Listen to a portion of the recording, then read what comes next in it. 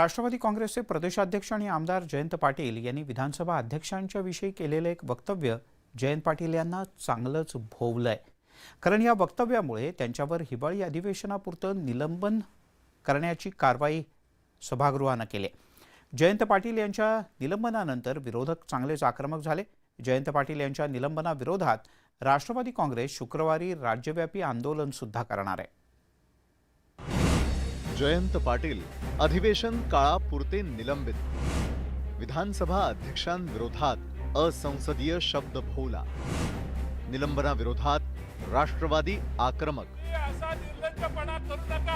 विधानसभा अध्यक्ष राहुल नार्वेकर यांच्याबाबत असंसदीय शब्द वापरणं राष्ट्रवादीचे प्रदेशाध्यक्ष जयंत पाटील यांना चांगलंच महागात पडलंय। दिशा सालियन प्रकरणी विधानसभेमध्ये वादळी चर्चा सुरू होती। सत्ताधारी आणि विरोधकांचा गोंधळ सुरू होता।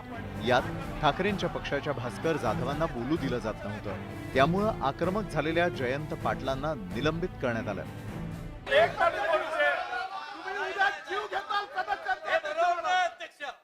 तुम्ही असा निर्लज्जपणा करू नका। हे बरोबर नाही।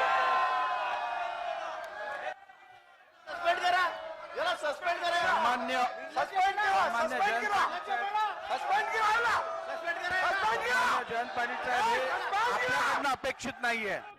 जयंत पाटलांच्या निलंबनाचे तीव्र पडसाद सभागृहात उमटले। विरोधकांनी विधिमंडळाच्या पायऱ्यांवरती आंदोलन केलं। शिवाय जयंत पाटलांना उचलून घेत सत्ताधाऱ्यांनी केलेल्या कारवाईचा निषेध केला। विरोधी बाजूकडून आमच्या लोकांना बोलून द्यावं हीच आमची भूमिका होती आणि म्हणून मी म्हटलं एवढा निर्लज्जपणा करू नका, विरोधी पक्षाला बोलायला द्या, ही त्यातली माझी भूमिका होती। शांतपणे म्हटलं आणि अजूनही मी चिडलेलो नाही। चिडलेले कोण आहेत? ज्यांच्या मनासारखं काम होत नाही सभागृहात ते चिडले असतील। कामकाज बघून सकाळपासून विरोधकांना बोलण्याची संधीच देत नव्हते। त्याच्यामुळं असं निर्लज्जासारखं का वागताय? आपण म्हणतो सरकार का निर्लज्जासारखं काम करतंय? आपण मराठी भाषेमध्ये अनेकदा असं बोलून जातो। तुम्ही मागचे वेगवेगळ्या वक्त्यांचे जे काही स्टेटमेंट आहेत ते बघा।